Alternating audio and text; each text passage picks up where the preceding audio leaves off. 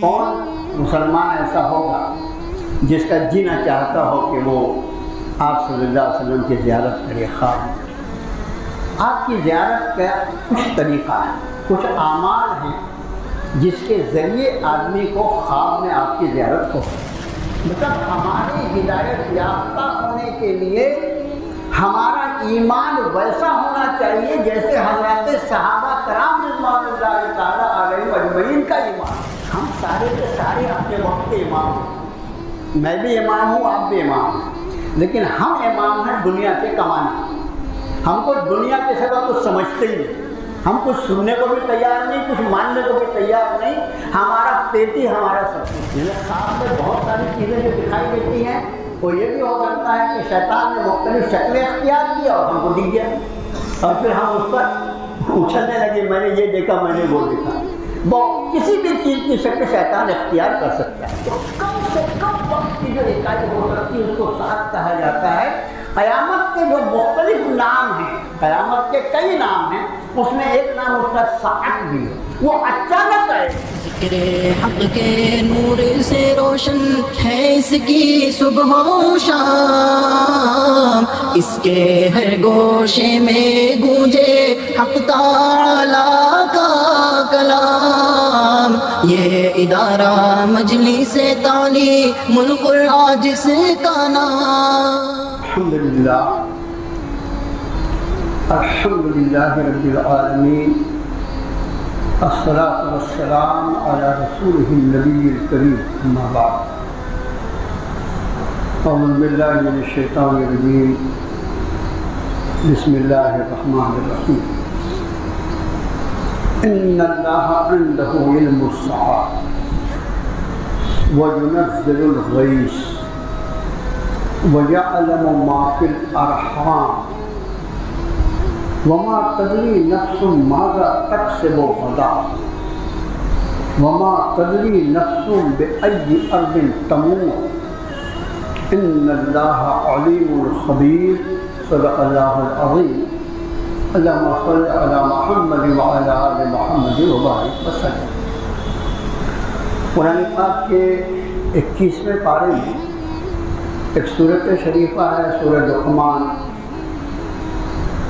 اس سورت کی سب سے آخری آیت ہے جو میں نے آپ کو پڑھ کر سنائی ہے۔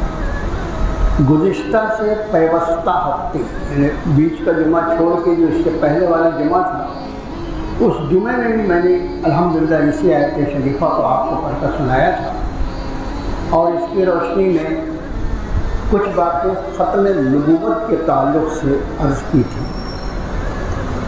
ایک مرتبہ پھر سے ترجمہ عرض کر دیں اس آیت مبارکہ کا۔ رب نے فرمایا کہ ان اللہ عندہ علم الساعۃ، اللہ ہی کو قیامت کا علم ہے۔ قیامت کب آئے گی؟ علم اللہ کے سوا کسی کو۔ ان اللہ عندہ علم الساعۃ وینزل الغیث،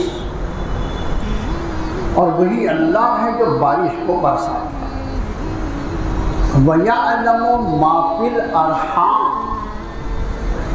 اور وہ اللہ ہی جانتا ہے کہ ماداؤں کے رحم میں کیا پل رہا ہے، کیا ہے رحم میں۔ وَمَا تَدْرِي نَفْسٌ مَاذَا تَكْسِبُ غَدًا، کوئی نفس، کوئی شخص یہ نہیں جانتا کہ وہ کل کیا کرے۔ وَمَا تَدْرِي نَفْسٌ بِأَيِّ أَرْضٍ تَمُوتُ، اور اسی طرح کوئی نفس یہ نہیں جانتا کہ اس کی موت کس زمین پر آئی۔ ان اللہ علیم خبیر، بس اللہ وہی سب کچھ جاننے والے اور انہی کو ساری خبر ہے۔ اس آیت شریفہ کی روشنی میں کچھ مضامین آپ کے سامنے عرض کرنا ہے۔ اس ہفتے گزشتہ جمعے کو جو میں نے عرض کیا تھا، وہ قیامت کا مضمون ہونے کے بعد بھی ختم نبوت پر بات آ گئی کہ یہ بات ہمیشہ اپنے ذہن میں ایک مسلمان کو رکھنا چاہیے کہ عقیدہ صالحہ وہ عقیدہ جو قرآن کا عقیدہ ہے، وہ عقیدہ جو حضرات صحابہ کرام رضوان اللہ تعالی علیہم اجمعین کا عقیدہ ہے۔ اب آپ کو لگے کہ صحابہ کا عقیدہ، قرآن نے فرمائی یہ بات، فَإِنْ آمَنُوا بِمِثْلِ مَا آمَنْتُمْ بِهِ فَقَدِ اهْتَدَوْا، اگر یہ لوگ جو تمہارے علاوہ ہیں، تمہارے علاوہ سے مطلب حضرات صحابہ کے علاوہ ہیں، ان کے لیے فرمایا کہ اگر وہ ایسے ایمان لائیں گے جیسے تم ایمان لائے ہو تو وہ ہدایت پائیں گے۔ مطلب ہمارے ہدایت یافتہ ہونے کے لیے ہمارا ایمان ویسا ہونا چاہیے جیسے حضرات صحابہ کرام رضوان اللہ تعالی علیہ اجمعین کا ایمان، اس لیے کہ انہوں نے ایمان براہ راست جناب رسول اللہ صلی اللہ علیہ وسلم سے سیکھا ہے۔ اس کے سوا کوئی عقیدہ اگر آدمی پلید عقیدہ غلیظ عقیدہ لے کے جائے گا، یہ سمجھ لو کہ آخرت میں اس کو نقصان اور خسران سے کوئی بچا نہیں سکتا۔ تو ان عقائد میں جو عقیدہ صالحہ عقیدہ صحیحہ کہلاتے ہیں، ان میں ختم نبوت بھی ایک عقیدہ ہے کہ صرف آپ صلی اللہ علیہ وسلم کی رسالت پر ایمان لانا کافی نہیں ہوگا، بلکہ آپ کو آخری نبی اور آخری رسول ماننا پڑے گا۔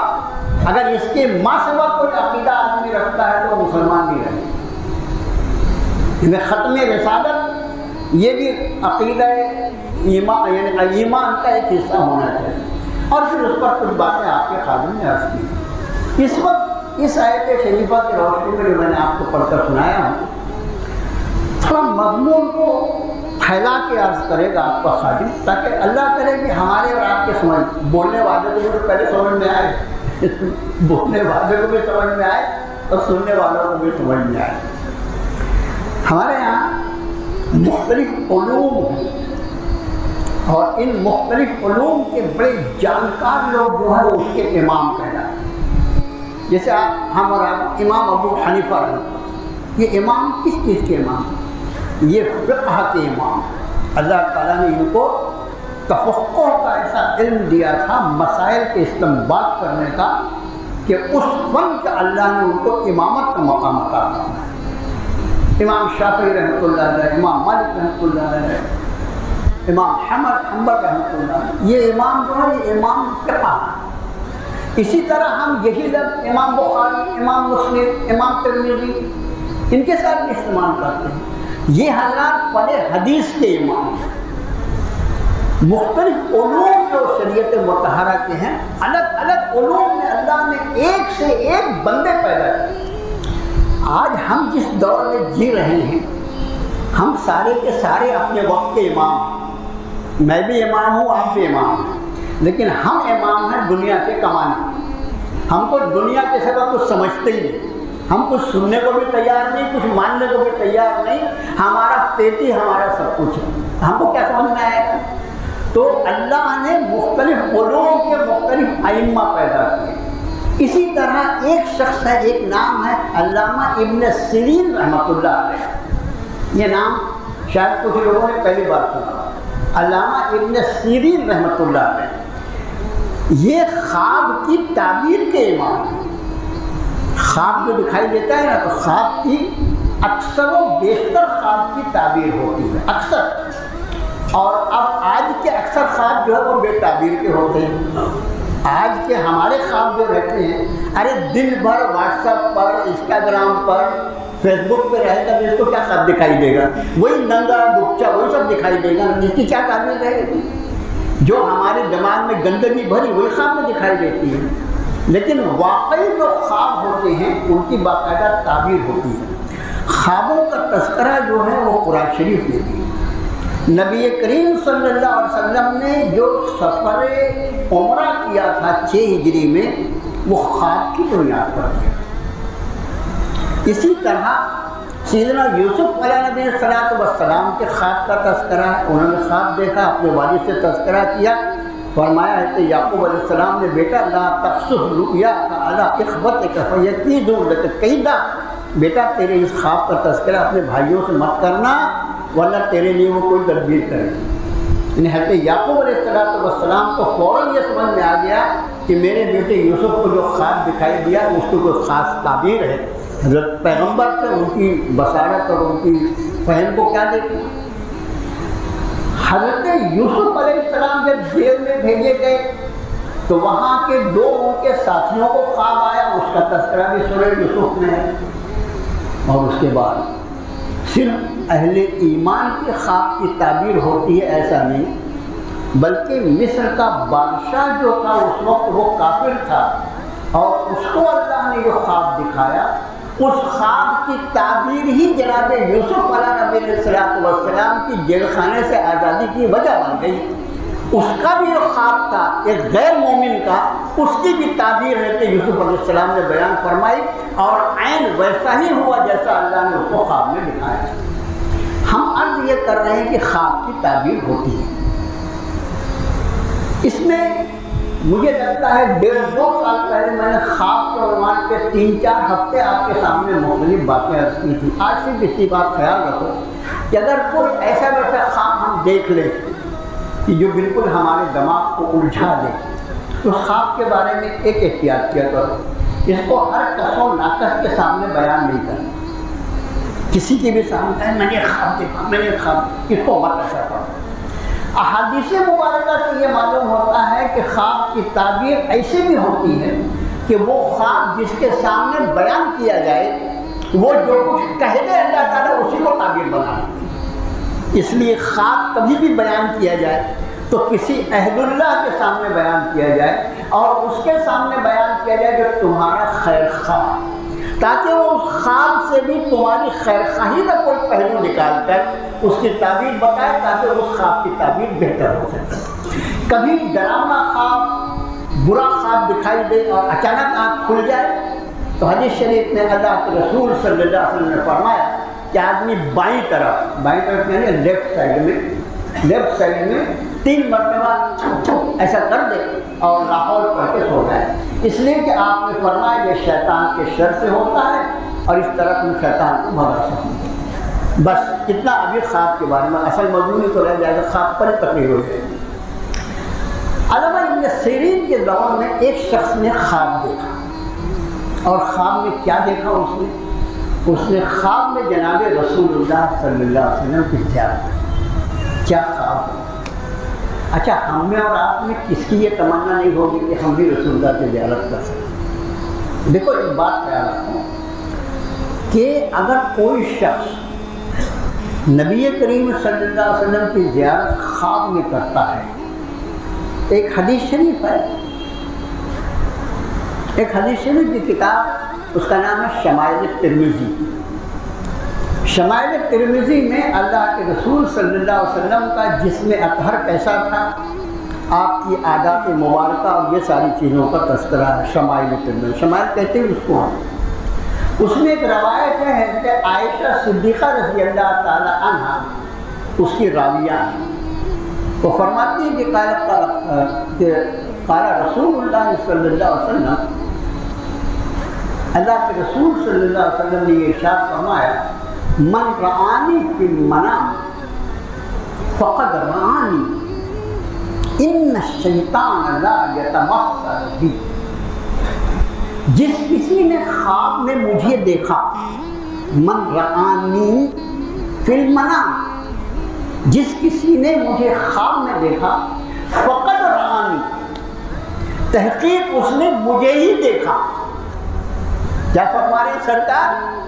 من رآنی فی المنام، جس کسی نے مجھے خواب میں دیکھا، فقد رآنی، تحقیق اس نے مجھے ہی دیکھا، اس لیے کہ ان الشیطان لا یتمثل بی، شیطان کی یہ طاقت نہیں کہ میری شکل اختیار کر سکے۔ یعنی خواب میں بہت ساری چیزیں جو دکھائی دیتی ہیں، وہ یہ بھی ہو سکتا ہے کہ شیطان نے مختلف شکلیں اختیار کی اور ہم کو دکھ گیا، اور پھر ہم اس پر اچھلنے لگے، میں نے یہ دیکھا، میں نے وہ دیکھا۔ کسی بھی چیز کی شکل شیطان اختیار کر سکتا ہے۔ شیطان کو اللہ نے 3 چیزوں کی شکل اختیار کرنے کی طاقت نہیں دی، یہ بھی یاد رکھو، وہ بھی ایک حدیث شریف ہے کہ دنیا میں 3 چیزیں ایسی بنائی اللہ نے جس کی شکل جو ہے وہ شیطان اختیار نہیں کر سکتا۔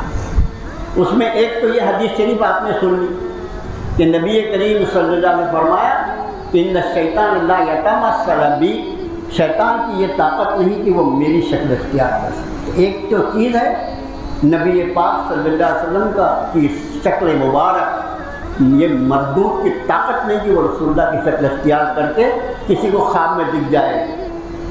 دوسرے، بیت اللہ شریف کی وہ شکل اختیار نہیں کر سکتا، یہ خیال ہے، بیت اللہ شریف کی وہ شکل اختیار نہیں کر سکتا۔ یہ حدیث شریف کو سننے کے بعد آپ کو کیسا لگا؟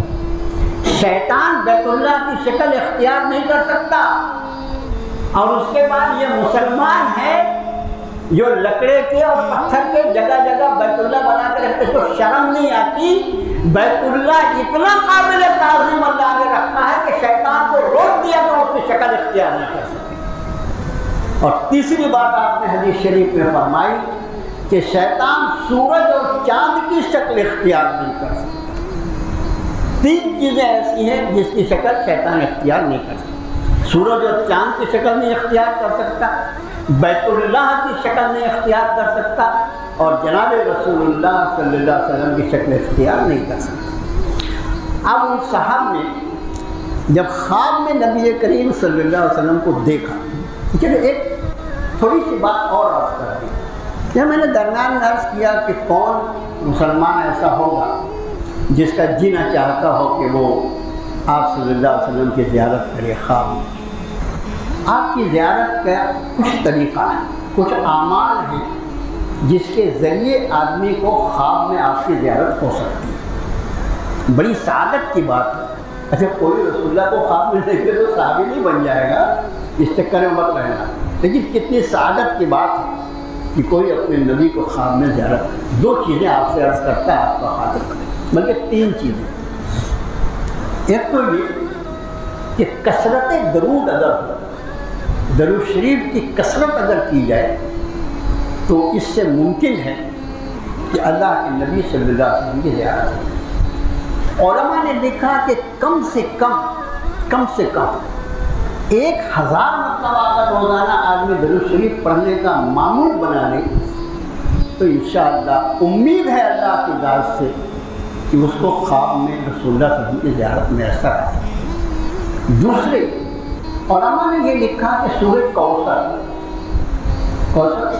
انا اعطیناک الکوثر فصل لربک وانحر ان شانئک هو الابتر، قرآن کی سب سے چھوٹی سورت ہے۔ اس سورت میں اللہ نے یہ تاثیر رکھی ہے کہ اگر کوئی کثرت سے اس کی تلاوت کرے۔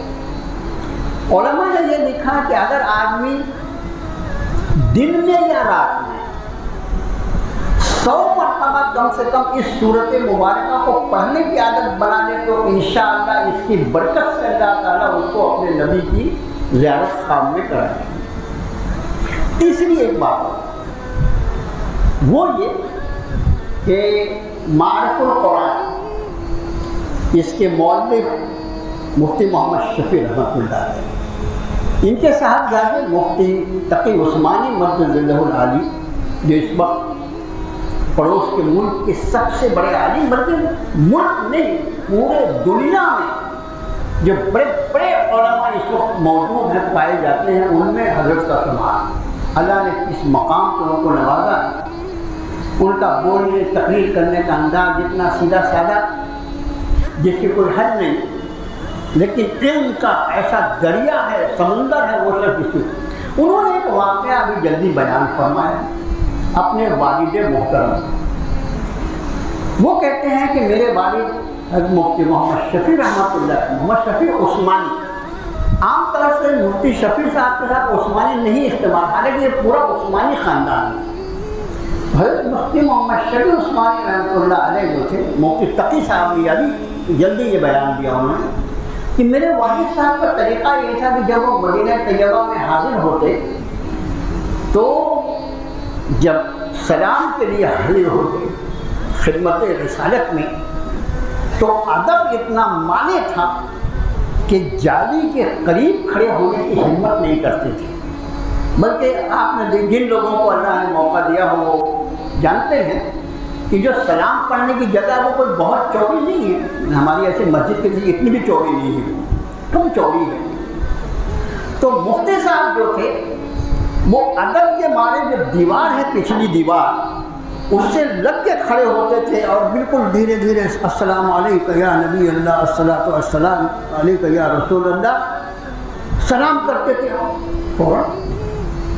اور دل میں سوچتے تھے مفتی صاحب کہ یہ جو لوگ جالی کے بالکل قریب کھڑے ہیں، جالی کو ہاتھ تو نہیں لگا سکتے آپ، جالی کے بیچ میں تو فاصلہ ہے، لیکن یہ ہے کہ جو لوگ بالکل قریب کھڑے تو سامنے کھڑے ہوتے ہیں، تو مفتی صاحب پیچھے کھڑے ہو کے یہ سوچتے تھے کہ کتنے خوش نصیب لوگ ہیں کہ رسول اللہ صلی اللہ علیہ وسلم کے اتنے قریب کھڑے ہیں. لیکن میری ہمت نہیں ہوتی کہ میں سرکار کے اتنے قریب کھڑے ہو سکوں، کہاں میری یہ طاقت ہے، یہ تو ادب کے خلاف ہوگا کہ میں حضرت کے اتنے قریب ہو جاؤں. اس لیے ادب کے معنی پیچھے کھڑے رہتے تھے اور یہ سوچتے رہتے تھے کہ وہ سامنے جو لوگ کھڑے ہیں وہ کتنے خوش نصیب ہیں کہ رسول اللہ سے اتنے قریب کھڑے ہیں. مفتی صاحب فرماتے ہیں کہ ایک دن وہ ایسے ہی پیچھے یہی سوچ رہے تھے اور نبی کریم صلی اللہ علیہ وسلم کی خدمت میں سلام پیش کر رہے تھے کہ انہیں ایک آواز آئی اور وہ آواز یہ تھی کہ کہہ دو، لوگوں سے کہہ دو کہ کوئی ہماری جالیوں سے کتنا ہی قریب ہو، اگر وہ ہماری سنتوں پر عمل پیرا نہیں ہے تو وہ ہم سے دور ہے، اور کوئی ہماری جالیوں سے چاہے جتنا دور ہو لیکن اگر وہ ہماری سنتوں پر عمل پیرا ہے تو وہ ہم سے قریب. تو قرب رسول جس چیز سے حاصل ہوتا ہے وہ سنت رسول صلی اللہ علیہ وسلم پر عمل پیرا ہونے سے وہ حاصل ہوتا ہے. جتنا زیادہ سنت رسول صلی اللہ علیہ وسلم پر عمل پیرا ہوگے انشاءاللہ اتنی امید کی جائے گی کہ تمہیں زیارت رسول کا موقع اللہ کا فرما دے گا. تو تین چیزیں آپ کے خادم نے عرض کیا، کثرت درود، صبح دن یا رات میں کم سے کم 100 مرتبہ سورہ کوثر کی تلاوت، درود شریف کم سے کم 1000 مرتبہ روز، اور تیسرے سنت رسول صلی اللہ علیہ وسلم کی پابندی. جتنا زیادہ سنت محبوب ہوگی تم کو انشاءاللہ تم اللہ کی بارگاہ میں اتنے ہی محبوب بن جاؤ گے. قرآن اس پر دلیل ہے، قل ان کنتم تحبون اللہ فاتبعونی یحببکم اللہ. آپ فرما دیجیے نبی صلی اللہ علیہ وسلم اگر تم اللہ سے محبت کرتے ہو تو تم میرے طریقے پر چلو، میری اتباع کرو، یحببکم اللہ، اللہ تمہیں اپنا محبوب بنا دے. تو بات یہ ہو رہی تھی کہ وہ شخص جو تھے انہوں نے خواب میں رسول اللہ صلی اللہ علیہ وسلم کی زیارت کی. جب خواب میں رسول اللہ دکھائی پڑے تو امتی کی خوشی کی کیا انتہا ہوگی، کیا حال بنے گا. وہ شخص کو سمجھ نہیں آیا کہ میں سرکار سے کیا پوچھوں. ان کو ایک سوال آ گیا خیال میں، اللہ کے رسول صلی اللہ علیہ وسلم میری عمر کتنی باقی ہے. کیا پوچھا انہوں نے اللہ کے رسول سے، یا رسول اللہ میری عمر کتنی باقی ہے. آپ صلی اللہ علیہ وسلم نے جواب میں 5 کا اشارہ کیا. دست مبارک اٹھایا آپ نے اور 5 انگلیوں سے اشارہ فرمایا. آپ نے زبان مقدس سے کچھ نہیں کہا، اشارہ کیا انگلیوں سے 5. اب ان کی نیند کھل گئی. نیند کھل گئی تو ایک طرف اس کی خوشی تھی کہ زیارت رسول میسر آئی. اس کے بعد اپنا سوال یاد آیا اور پھر سوچنے لگا کہ میں نے جو سرکار سے پوچھا میری کتنی عمر ہے تو سرکار نے جو جواب مرحمت فرمایا وہ کیا ہے. زبان سے تو آپ نے کچھ ارشاد نہیں فرمایا، آپ نے جو 5 کا اشارہ فرمایا کیا ہے. 5 دن ہے، 5 مہینے ہے، 5 سال ہے، 50 سال ہے، کیا ہے. بہرحال وہ اگلی صبح نماز کے بعد اس وقت کے جو اہل اللہ تھے ان سے ملاقات کیا، کسی میں نے ایسا خواب دیکھا، ایسا خواب دیکھا، ایسا خواب دیکھا. ہر آدمی اپنے اعتبار سے تعبیر بتا. وہ دور حضرت علامہ ابن سیرین جو فن تعبیر کے امام ہیں، میں سوچا کہاں وہاں جانا، حضرت سے ملاقات کر. امام صاحب میں نے یہ خواب دیکھا ہے، آپ کو اللہ نے علم فن تعبیر کا ایسا علم عطا فرمایا، میرے خواب کی تعبیر کیا ہے، سرکار نے کیا بات ارشاد فرمائی، 5 کے اشارے سے کیا مراد ہے. ابن سیرین رحمۃ اللہ علیہ نے فرمایا اللہ کے رسول صلی اللہ علیہ وسلم نے تمہاری عمر نہیں بتائی، تمہاری عمر نہیں بتائی، بلکہ نبی کریم صلی اللہ علیہ وسلم نے یہ ارشاد فرمایا کہ تم جو کچھ مجھ سے پوچھ رہے ہو یہ ان 5 چیزوں میں ہے جس کا تذکرہ اللہ نے سورہ لقمان کے آخری آیت میں فرمایا ہے، ان اللہ عنده علم الساعہ۔ یہ 5 چیزیں کیا ہے جو سورہ لقمان کے آخری حصے میں؟ اب وہ آیت ذرا سنیے، ان اللہ عنده علم الساعہ، بے شک قیامت کا علم صرف اللہ کو، وَيُنَزِّلُ الْغَيْثَ، وہی بارش برساتا ہے، وَيَعْلَمُ مَا فِي الْأَرْحَامِ، اور وہی جانتا ہے ارحام میں کیا چیز پڑ رہی ہے، وَمَا تَدْرِي نَفْسٌ مَاذَا تَكْسِبُ غَدًا، کوئی نفس یہ نہیں جانتا کہ آنے والے کل میں کیا کرے گا، وَمَا تَدْرِي نَفْسٌ بِأَيِّ أَرْضٍ تَمُوتُ، اور کوئی نفس یہ نہیں جانتا کہ وہ کس زمین میں اس کی موت آئے گی۔ اگر کوئی یہ نہیں جانتا کہ کسی کی موت کس سرزمین پر آئے گی تو کسی کی عمر کسی کو کیسے معلوم ہو سکتی؟ اس آیت شریفہ کا یہ حصہ خود بخود یہ بتاتا ہے جب کسی کو یہ بات نہیں معلوم کہ کسی کی موت کہاں آئے گی، میری موت کہاں آئے گی، یہ میرے اللہ کے سوا کوئی نہیں جانتا، تو اگر یہ میرے اللہ کے سوا کوئی نہیں جانتا تو یہ کیسے کوئی جان سکتا کہ میری موت کب آئے؟ اس لیے اس آیت میں یہ بات خود بخود چھپی ہوئی ہے کہ کسی کی عمر اللہ کے سوا کوئی نہیں جانتا، ان اللہ علیم الخبیر، بے شک اللہ وہی سب کچھ جاننے والا اور وہی ساری چیزوں کی خبریں رکھے۔ اب آج تو کیا ہوا کہ یہ آیت شریفہ کی تعلق سے اتنی باتیں آپ کے خادم نے عرض کیا، اب آیت کے پہلے حصے پر آ جائیں جس میں فرمایا ان اللہ عنده علم، بس اللہ ہی کو ہے قیامت کا علم۔ قیامت کے بارے میں آپ کے خادم نے اس ہفتے بات عرض کی تھی کہ قیامت کا آنا یہ ہمارے ایمان کا حصہ ہے، قیامت کا آنا، قیامت پہ یقین کرنا۔ اگر کوئی شخص یہ خدا نہ خواستہ یہ مان لے کہ یہ دنیا ہمیشہ ہمیشہ کے لیے ہے تو وہ مومن نہیں رہ سکتا۔ دیکھو جیسے ہر چیز کی ایک عمر اللہ نے مقرر کی ہے، ہم چیزوں کو پیدا ہوتے اور مرتے ہوئے دیکھتے رہتے ہیں، اور ہم بھی پیدا ہوئے اور ایک وقت ہم بھی مر جائیں گے، تو ہر چیز کی اللہ نے ایک مدت عمر مقرر فرمائی ہے، اسی طرح اس کائنات کی بھی ایک عمر اللہ نے مقرر فرمائی ہے، اور جس دن وہ عمر پوری ہو جائے گی اس دن اس کائنات کو بھی موت آ جائے گی، اور اس پوری کائنات پر جو موت طاری ہوگی اس کو قیامت کہے گی، جس کو فنا کیا جائے گا اس پوری قیامت کو۔ جس طرح یہ موجود ہے اسی طرح یہ عدم ہو جائے گی، غائب ہو جائے گی، اس کا کہیں وجود باقی نہیں۔ یہ ایمان کا حصہ ہے، اس لیے کہ قیامت آئے اور اس کے بعد ہی آخرت ہے۔ اسی لیے یہ بھی کہا جا سکتا ہے کہ قیامت جو ہے وہ اصل میں آخرت کا مقدمہ ہے۔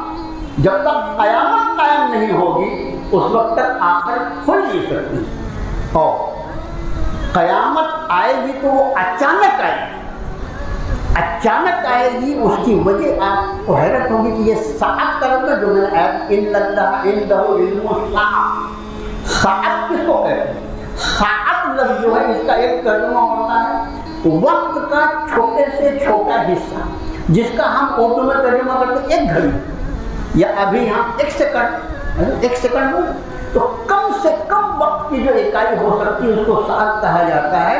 قیامت کے جو مختلف نام ہیں، قیامت کے کئی نام ہیں، اس میں ایک نام اس کا ساعت بھی ہے، وہ اچانک آئے گی، لیکن اس کے اچانک آنے کی یہ واقعہ اچانک ہو جائے گا، لیکن اس کے آنے کے پہلے جو مختلف علامات اس دنیا میں اللہ عز و جل ظاہر فرمائیں گے ان علامات کا تذکرہ خود قرآن میں موجود ہے۔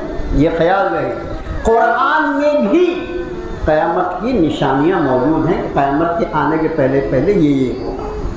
اس کے بعد احادیث مبارکہ، سینکڑوں احادیث مبارکہ ہے جس میں قیامت کی علامات قیامت کے نام پر وہ احادیث مبارکہ ساری حدیث کی کتابوں میں آپ کو مل جائے گی۔ اور اس کے بعد سب سے بڑی بات جو یاد رکھنے کی ہے وہ نبی کریم صلی اللہ علیہ وسلم نے فرمایا ایک موقع پر حضرات صحابہ سے اپنی 2 انگلیاں آپ نے اٹھایا ایسے، یہ 2 انگلیاں ہیں نا، شہادت کی انگلی اور اس کے بعد والی، یہ 2 انگلیاں اٹھائی، فرمایا میں اور قیامت اس طرح، میں اور قیامت اس طرح، گویا میں اور قیامت مطلب میرے اور قیامت کے درمیان کوئی نبی ہی نہیں ہے، اس لیے کہ قیامت کے قائم ہونے کے لیے آخری نبی کا آنا ضروری، جب تک سلسلہ نبوت ختم نہ ہوگا اس وقت تک قیامت آ نہیں سکتی۔ آپ نے فرمایا میں اور قیامت اس طرح ہے کہ میں آ گیا، سلسلہ نبوت ختم ہو گیا، اب اس کے بعد صرف قیامت کا آنا باقی۔ یہ وجہ ہے کہ محدثین فرماتے ہیں کہ علامات قیامت میں ایک علامت خود نبی کریم صلی اللہ علیہ وسلم کی بعثت، آپ کا دنیا میں تشریف لانا جو ہے یہ خود علامات قیامت میں سے ایک قیامت ہے، اس لیے کہ آخری نبی آ گئے۔ اب آخری نبی کے بعد جو انتظار ہوگا وہ کسی معاذ اللہ نبی کا تو ہو ہی نہیں سکتا، اب صرف قیامت کا انتظار باقی ہے۔ تو آج بس اسی پہ بات ختم ہو کہ علامات قیامت میں خود نبی کریم صلی اللہ علیہ وسلم کے بعثت جو ہے وہ علامات قیامت میں ایک علامت ہے۔ آپ کے بعد کوئی نبی کے آنے کا کوئی امکان بھی اگر آدمی مانے گا تو مسلمان نہیں رہے گا۔ ہاں مگر ایک حدیث شریف میں آپ نے فرمایا میرے بعد 30 لوگ ایسے پیدا ہوں گے، 30 لوگ ایسے پیدا ہوں گے جو جھوٹی نبوت کا دعویٰ کریں۔ 30 لوگ ایسے پیدا ہوں گے جو جھوٹی نبوت کا دعویٰ کریں گے۔ میرے بھائیوں آج بس اسی پہ بس کرتے ہیں، انشاءاللہ اگلے ہفتے اسی آیت شریفہ کی روشنی میں جن 5 باتوں کا علم اللہ کے سوا کسی کو نہیں ہے، ہمارے ایمان کا حصہ ہے وہ چیزیں، ہمارے ایمان کا حصہ ہے یہ چیزیں کہ جو غیب ہے وہ غیب کا حصہ رہے گا، وہ کبھی مشاہدہ نہیں ہو سکتا۔ مشاہدہ جو ہے وہ اللہ جو کرا دیا وہ بس اللہ سے دعا ہے، اللہ کہنے والے کو سننے والوں کو سب کو عمل کی توفیق عطا فرمائے۔ صلی اللہ تعالیٰ علیہ وسلم۔